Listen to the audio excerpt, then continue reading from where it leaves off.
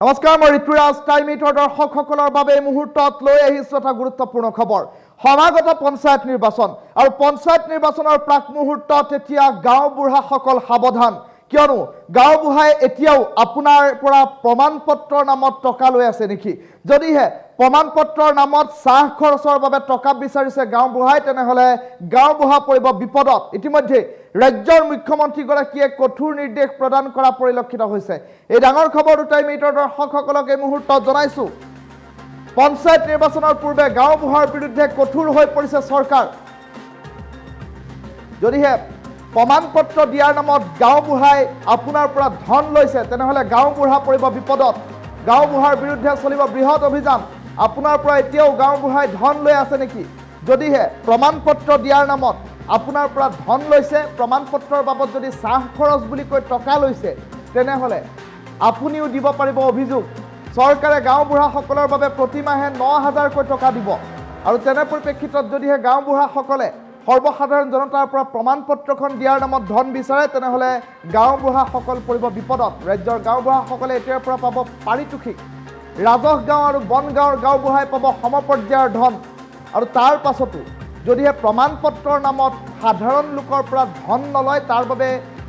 নিৰ্দেশ দিলে মুখ্যমন্ত্ৰীগৰাকীয়ে গাঁওবুঢ়াৰ পাৰিতোষিকৰ নামত মাহে 15,58,00,000 কৈ টকা ৰাজ্য চৰকাৰে খৰচ কৰিব আৰু তেনে পৰিপ্ৰেক্ষিতত এতিয়া গাঁওবুঢ়াই যদি সৰ্বসাধাৰণ জনতাৰ পৰা ধন লয় তেনেহলে বিপদত পৰিব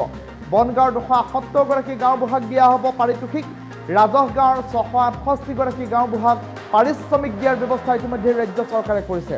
আৰু তাৰ পাছতো যদিহে প্ৰমাণপত্ৰৰ নামত ধন লোৱাটো যুক্তিসংগতনে এতিয়া প্ৰশ্ন উত্থাপন হৈছে পঞ্চায়ত নিৰ্বাচনৰ প্ৰাক মুহূৰ্তত গাঁওবুঢ়াৰ বাবে আহিছে নতুন নিৰ্দেশনা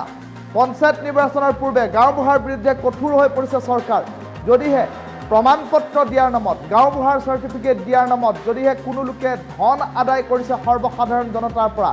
তেনেহলে সেইসকল গাঁওবুঢ়া পৰিব বিপদত প্ৰমাণপত্ৰৰ নামত আপোনাৰ পৰাও কোনো গাঁওবুঢ়াই টকা লয় নেকি তেনেহলে আপুনি পোনপটীয়াকৈ দিব পাৰিব অভিযোগ কিয়নো ৰাজ্যৰ মুখ্যমন্ত্ৰীগৰাকী এতিয়া অধিক সষ্টম হৈ পৰিছে বিষয়টোৰ ওপৰত চৰকাৰে গাঁওবুঢ়াসকলক প্ৰতিমাহে ৯,০০০ টকাকৈ প্ৰদান কৰিব ৰাজ্যৰ গাঁওবুঢ়াসকলে এতিয়াৰ পৰা নিয়মীয়াকৈ পাৰিতোষিক লাভ কৰিব আৰু তেনে পৰিপ্ৰেক্ষিতত ৰাজহ গাঁও আৰু বন গাঁৱৰ গাঁওবুঢ়াই সমপৰ্যায়ৰ ধন লাভ কৰিব আৰু তাৰ পাছতেই দেখিবলৈ পোৱা গৈছে তাৰ পাছতো যদিহে গাঁওবুঢ়াই ধন লয় সৰ্বসাধাৰণ জনতাৰ পৰা এখন প্ৰমাণপত্ৰৰ নামত যদিহে 30ৰ পৰা 50 টকা 50ৰ পৰা 80 টকাকৈ লয় তেনেহলে প্ৰতিগৰাকী গাঁওবুঢ়াৰ বিৰুদ্ধে দুৰ্নীতিগ্ৰস্ত গাঁওবুঢ়াৰ বিৰুদ্ধে ব্যৱস্থা গ্ৰহণ কৰা হ'ব পঞ্চায়ত নিৰ্বাচনৰ প্ৰাক মুহূৰ্ততে বৃহৎ অভিযান চলিব বুলি ইতিমধ্যে প্ৰাথমিক খবৰ আহি পৰিছে এটা ডাঙৰ খবৰ এই মুহূৰ্তত টাইমিটৰ দৰ্শকসকলক জনাইছো গাঁওবুঢ়াৰ বিৰুদ্ধে এতিয়া আহি পৰিছে নতুন খবৰ যদিহে আপোনাৰ অঞ্চলতো কোনো গাঁওবুঢ়াই প্ৰমাণপত্ৰৰ নামত ধন সংগ্ৰহ কৰি আছে আপুনিও পোনপটীয়াকৈ দিব পাৰিব অভিযোগ আৰু এই মুহূৰ্তৰ এটা ডাঙৰ খবৰ টাইমিটৰ দৰ্শকসকলক জনাইছো পঞ্চায়ত নিৰ্বাচনৰ প্ৰাক মুহূৰ্তত গাঁওবুঢ়াৰ বিৰুদ্ধে এতিয়া কঠোৰ হৈ পৰিছে চৰকাৰ আপোনাৰ পৰা এতিয়াও গাঁওবুঢ়াই প্ৰমাণপত্ৰখন দিয়াৰ নামত ধন লৈ আছে নেকি প্ৰমাণপত্ৰৰ নামত যাতে সাধাৰণ লোকৰ পৰা ধন নলয় মুখ্যমন্ত্ৰীয়ে কঠোৰ নিৰ্দেশ দিছে অন্যথা গাঁওবুঢ়া পৰিব বিপদত আৰু ৰাজহ গাঁৱৰ গাঁওবুঢ়া বন গাঁৱৰ গাঁওবুঢ়া আটাইকে টকা প্ৰদান কৰা হ'ব পাৰিতোষিক প্ৰদান কৰা হ'ব প্ৰতিমাহে এই সন্দৰ্ভত ৰাজ্যৰ মুখ্যমন্ত্ৰী ডক্টৰ হিমন্ত বিশ্ব শৰ্মাৰ এটা মন্তব্য শুনাই লৈছো আন গাঁৱৰ গাঁওবুঢ়াসকল ৰাজহ গাঁৱৰ গাঁওবুঢ়া আৰু তেওঁলোকক ৰাজহ বিভাগে নিযুক্তি কৰে আজি ইমান দিনে ৰাজহ বিভাগৰ অধীনত ৰাজহ গাঁৱত থকা গাঁওবুঢ়াসকলে মাহত ৯,০০০ টকা চৰকাৰৰ পৰা ৰেনুমাৰেশ্যন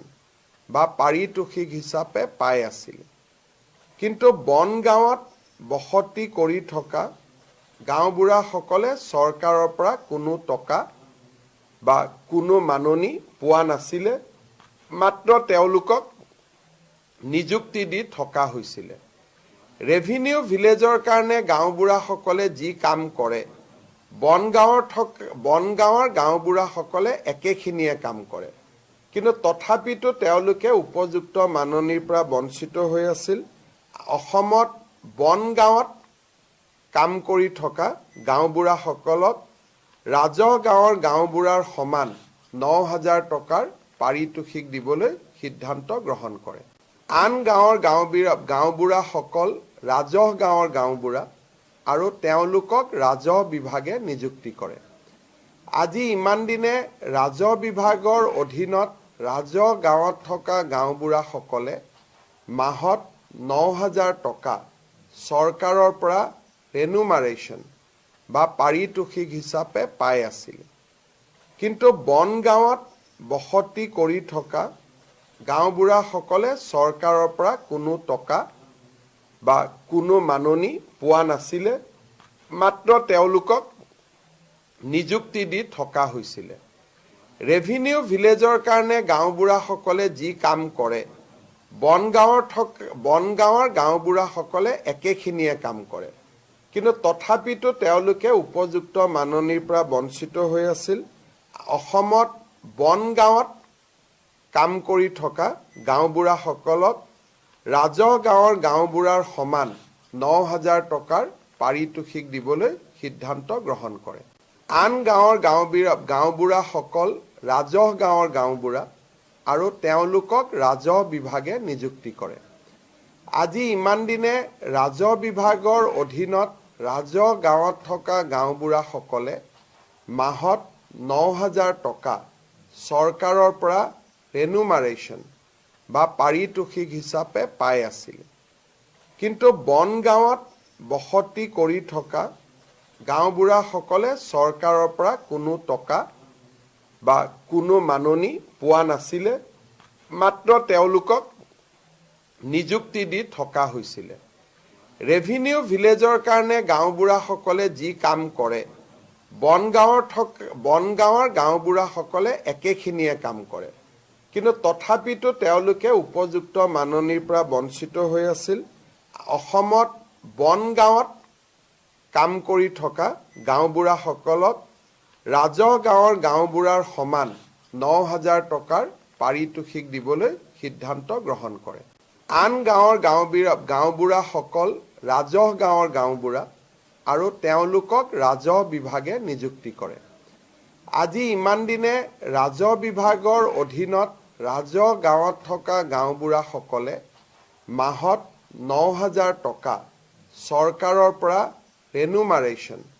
বা পাৰিতোষিক হিচাপে পাই আছিল। কিন্তু বনগাঁৱত বসতি কৰি থকা